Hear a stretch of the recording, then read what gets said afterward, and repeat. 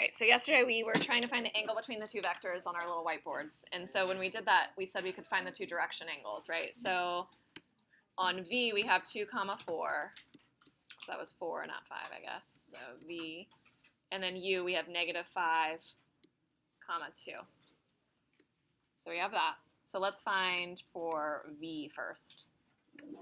So if I'm with angle V, then when I find my tangent of theta, you can draw the little thing in. We have 2 and we have 4 there.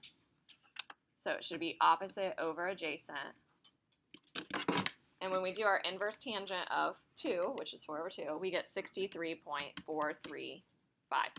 Okay, do we have to adjust the quadrant? Is that in the correct quadrant? Yeah, we're in the first quadrant, so our answer should be between 0 and 90, right? That's really the only thing that you guys messed up on the first homework. So this next one, if I have U, and I'm finding tangent of theta, that's going to be, and you can draw it out, we have -5 and we have 2. So we're going to have 2 over -5. And when we do this one, we end up getting theta equals -21.801. That is not the correct quadrant. That would be over here, right? A negative angle. So how do we adjust that? Yeah, we're going to add 180. So you basically have to decide each time if you're going to add 180, if you're going to add 360. Okay, if I was in the fourth quadrant, I would want to add 360 to make it a number between 0 and 360, right? So I'm going to add 180, and I get 158.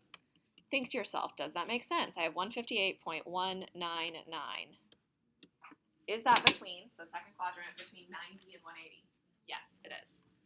So if I want to find the angle between these two, what I do is I take my big angle, right, which was 158.199, and I can subtract out my smaller angle, which was here. So 63.435. So when I do that, I end up getting 94.764. Does that look about right based on my sketch? Yeah, it looks around 90 degrees, right? So it's around 94 degrees. Okay, so we're good. Okay, that is kind of a long process for doing this. So there is a shortcut that we learned, which is a new equation, okay? But if you ever forget that equation, which some of you probably will, that's okay, because you can always do it that way, okay? So, in order to do this equation, we first need to learn about something called the dot product. So it says vectors can be multiplied in a couple different ways. So the first way is with a dot product. The dot product is basically nothing visually. Like, I don't know what a dot product is visually with vectors, okay? It's nothing, like, it's not a certain picture. There's something that we're going to learn eventually that's a cross product. Okay, and what a cross product will do is it will take two vectors, so imagine like the corners of this classroom, and it will find the vector that's perpendicular to both of them.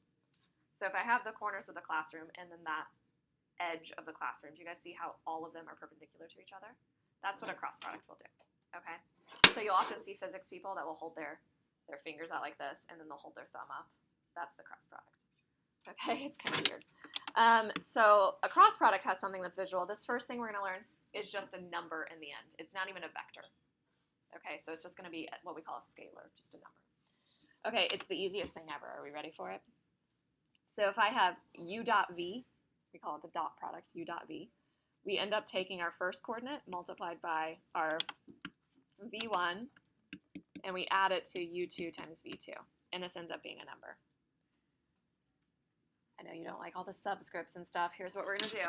For example 1, we're going to do 4 times -1. What's 4 times -1? -4. And we're going to add it to 15. That's it. That's the dot product. So we take our 4 times -1 and we add it to 5 times 3. You don't even have to write all this work. You could be like, oh, -4 plus 15, right? So we had -4 and we had 15. So we get 11. That's it. So this next one, its dot product is going to be -6 plus a -10. So it ends up being -16. Do we all see the dot product? Do you hope that every question on your test is the dot product? Wouldn't that be nice? Yeah, so fun. All right, so what if it's in this form? Uh-oh. Well, we write it as 2, -3, dot. Is it 5, 0 or 0, 5? 5, 0. 5, 0, because it's ij, right? Our j is 0. Yeah, so we end up getting 10. Look at you, Cade. Everybody else where Cade is? Everybody gets this? Okay. I'm way ahead of everybody. He totally is. Way ahead. All right, that's the dot product. So when we find the angle of two vectors, it actually involves this dot product. the proof of this comes from the law of cosines. I'm not going to go through the proof. Okay, but this is why there's a cosine in it, because it comes from the law of cosines. Do you guys remember law of cosines, finding an angle? Right. All right, so it ends up being u dot v over the magnitude of u multiplied by the magnitude of v. Okay. So cosine of theta is u dot v over magnitude of u, magnitude of v. You know how to find all these things. So sometimes you might see this as written as inverse cosine of u dot v over magnitude of u, magnitude of v. This is the first year that I've written the double lines for magnitude, and it's driving me nuts. All right, you can always just write single lines. I'm just trying to please the engineers and physicists in the building. It's a struggle. All right, so find the angle between the two vectors in degrees, round to 3 decimal places if needed. So we could sketch this out, right? And we could find the angle just like we did in that first, like the introduction problem, right? Okay, so we're not going to do that. We're going to go straight to this formula. So we're going to have cosine of theta equals, and we're going to do our u dot v. So what is u dot v?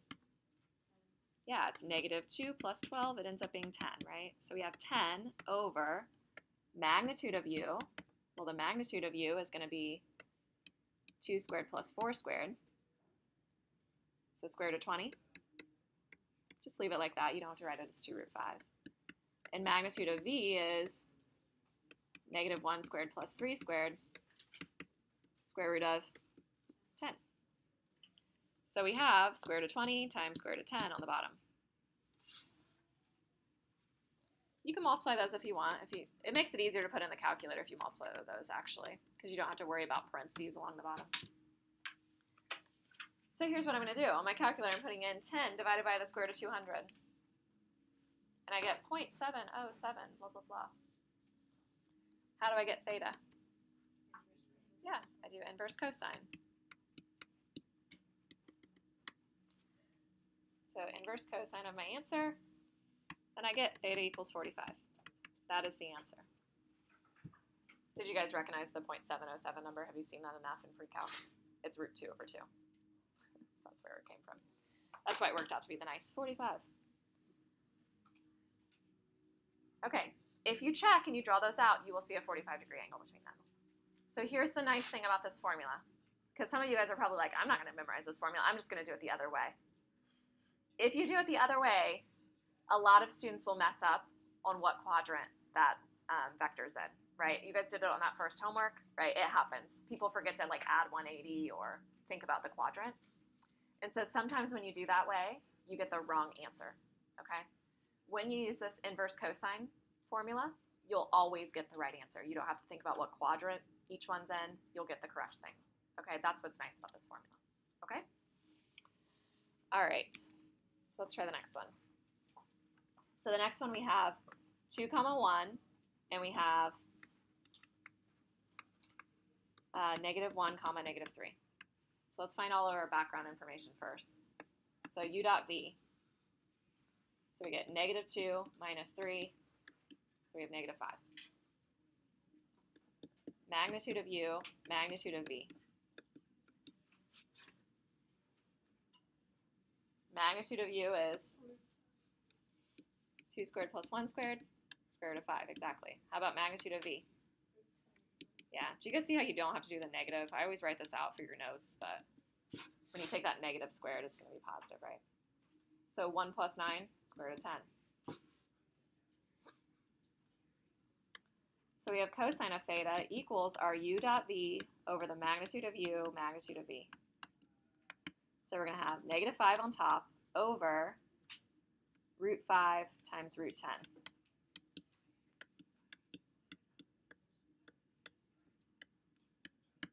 So we get that. This one ends up being an exact answer as well. Can you guys see that it would be an exact answer? If you simplify that root 50, do you guys see how you get 5 over root 2? That's negative 1 over root 2, right? Which is negative root 2 over 2. So where is cosine equal to negative root 2 over 2 is what we're saying on the top half of the unit circle. it's equal to negative root 2 over 2 at 135 degrees. All right, if you don't know that, it's fine. So we're going to do inverse cosine of negative 5 divided by root 50. And we end up getting 135 degrees. They gave it to us, right? Okay, the reason that we will always get the exact answer is because inverse cosine, do you guys know why it's nice we used inverse cosine? Because cosine is always restricted between 0 and 180.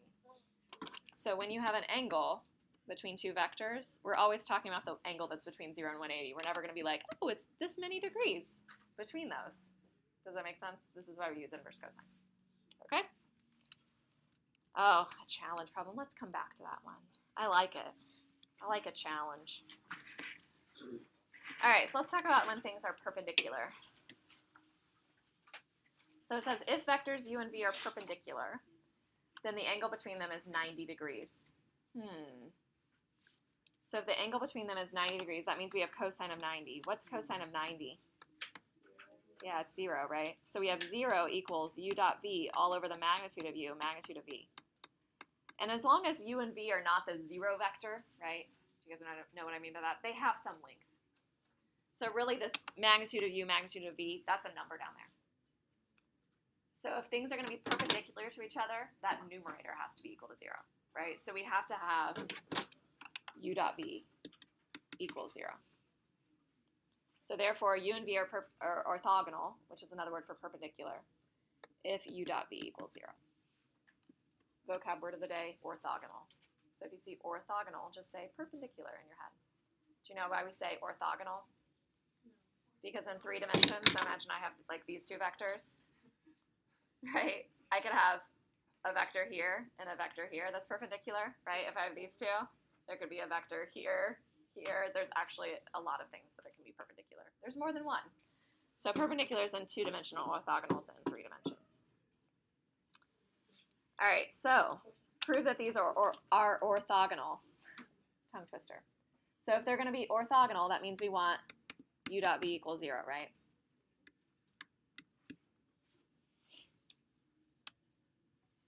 So if we want u dot v equal to 0, maybe I should put my little vectors over them since I can't draw in bold. Then I'm going to do 4 times negative 3 plus 6 times 2. That equals negative 12 plus 12, which is equal to 0, right? So they are orthogonal. So if we sketch 4, 6,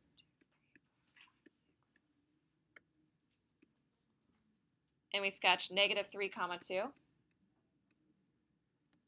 does it look like 90 degrees to us? Yeah. So in this case, you could actually call it perpendicular. It is 2 dimensions, right? But we'll say orthogonal. Okay. So it says, find a vector that would be orthogonal to negative 4, 13. Are there others? I don't know. Look at this picture that we just drew. Is this the only vector that's perpendicular to this vector? No. What else could I have? Couldn't I have it going in this direction? Right. What if I had a really, really long one? Yeah. So how many vectors do you think are going to be perpendicular to negative 4, 13? An infinite number of vectors, because they could be any length in either of those directions, right? So there's an infinite number of things. So let's start with the numbers negative 4, 13. So what if I had, so I basically want to multiply this. I want the dot product to equal 0, right? Okay, you were all over the dot product earlier. We want to take negative 4 times something plus 13 times something and get 0 out. Think about 13s and 4s.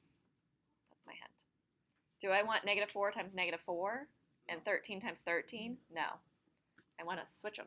Exactly. So I want like a 13 here and a 4 here. Does that make sense? What about negatives? Is that okay the way it is? I don't know. Is it okay? Yeah. Look, this makes negative 52 added to 52. So they're going to be switched, but we have to adjust the signs as well because we want them to make it so that it works out to be 0, right? So that would be one of them. Are there others? Yeah, there's an infinite number. We just talked about that. So what if I had negative 4 comma 13, and instead I multiplied this vector that we just found, that first one we found, by some kind of scalar. So let's say I multiplied it by, not just 2, but let's try negative 2. So if I do negative 26, negative 8, does that work? Well, negative 4 times negative 26 is a positive number. What does that work out to be? 4 times 26, 104. Added to 13 times negative 8 is a negative number. That's negative 104. It works out to be 0. Does that make sense?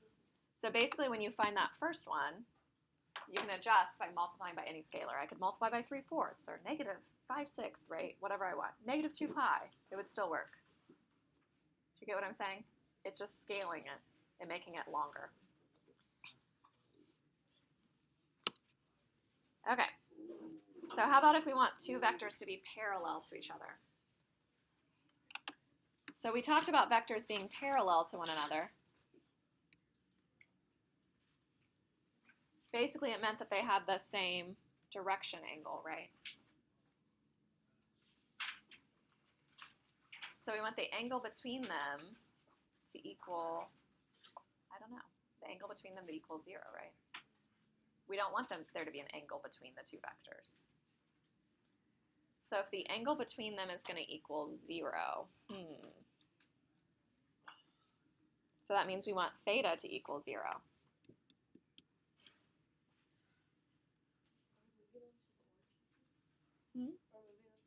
Yeah, basically you can move this one and you can move it here, right? And you can move this here. They're all going to be kind of the same. So we want theta to equal 0. But what about something like this? Would that vector still be parallel? Yeah, technically it is, right? So our theta could equal 0, or, so if we move them to the origin, like Greta's saying, what's this angle between them? 180. So if theta is equal to 0, or theta is equal to 180 degrees, then they are parallel.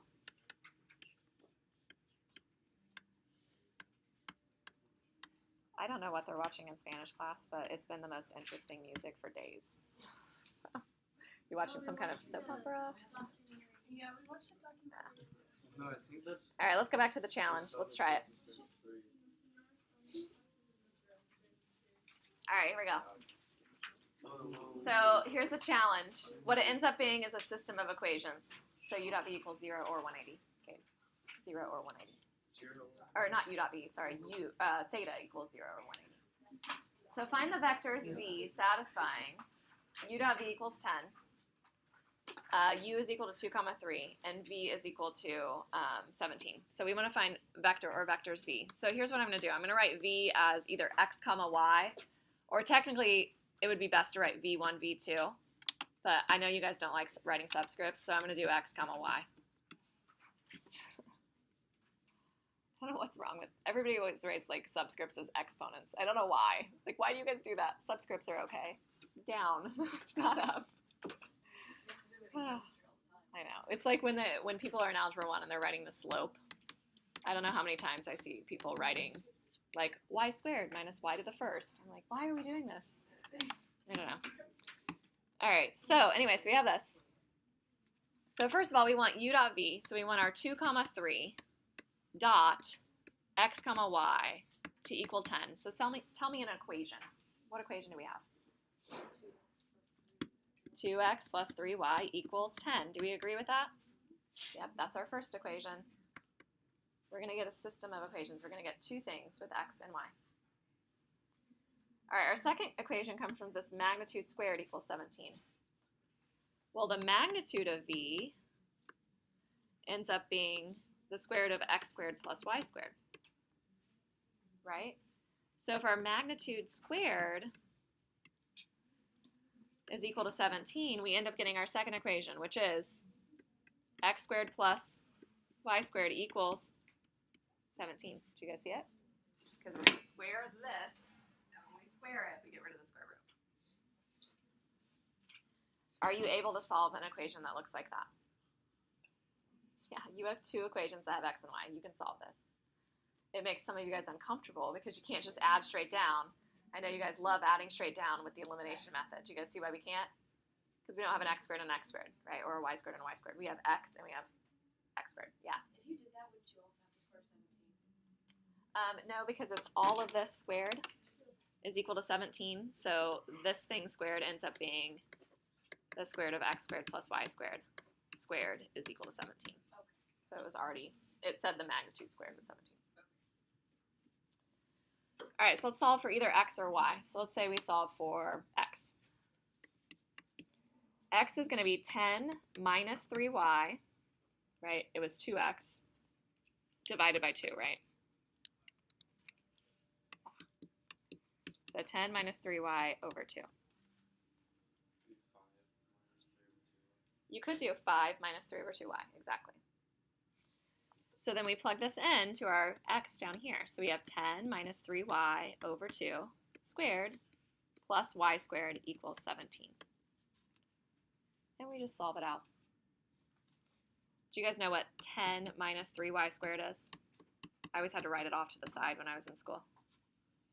It's 100 minus 30y minus another 30y, so minus 60y, plus 9y squared. This ends up being over 4 plus y squared equals 17. And let's say I want to get rid of that 4. What would you do to get rid of the 4? Yeah, we'd multiply by 4 on both sides. So the 4's are going to end up canceling on the first part. So we're going to have 100 minus 60y plus 9y squared plus 4y squared equals 17 times 4, so 68. Right, when I multiply by 4, I double and double again. 34, 68. Still with me? Are you sweating a little bit? You're like, oh, math, so hard. Imagine if I did x, y, and z. Oh, so fun. All right, so we're going to get 13y squared minus 60y. And when I subtract the 68 over with the 100, I get minus 32. Yep. And we try to factor. Do you think it factors? Let's try. Well, it definitely has to be 13y and 1y if it factors, right? There's no other factors. What do we want to try with 32? 4 and 8? Oh, is it positive? Thank you. So Greta got me. Greta, you're getting bonus points like every day. Are you at 5 yet? Okay, so we're going to have a minus and minus then. So what do we think? You want to try like 8 and 4? It's not writing. All right, put 8 and 4 in. Try them in any order. 32. Yeah, it's 32. My computer's going very slow because I have 1% left. I should probably stop or hurriedly get my charger. On the way. I know. Never going to make it. Never going to make it. Especially when I'm recording a video. It probably hates me. All right, so what do you guys get? Did you factor it? What's 32 times 4? Or not 32 times 4, 13 times 4, I mean. 52. So we put the 4 here. So 52. 8 here. Does it work? Yeah, so what do we get? So for y, we end up getting y equals 8 over 13, and we get y equals 4. So there's actually 2 vectors. One vector has the very simple 4. One of them has 8 over 13. Could you then find x? Well, we go back up to this equation. Either of these equations, right, and we find x. Does that make sense? It's not hard. You guys can find x. If it's 4, it's super simple. So plug in 4, you get 8. Subtract over 2. So divide by 3, so 2/3. So 4 and 2/3. The other one, not so simple, but it's all right. So we get 3 times 8 over 13 equals, what number was it? What was the number over there? 10. You can use the lovely fraction button on your calculator. It's your friend. Is there going to be a problem like this on the test? Why not? You don't want It could be a bonus, for sure. All right, so we get that. Does that make sense? Those are the 2 vectors, right? So that's why I put a challenge there. It's probably not something that's on your test unless it's on a bonus, but it's interesting, right? Finding the 2 vectors where that's true. All right, I'm going to pass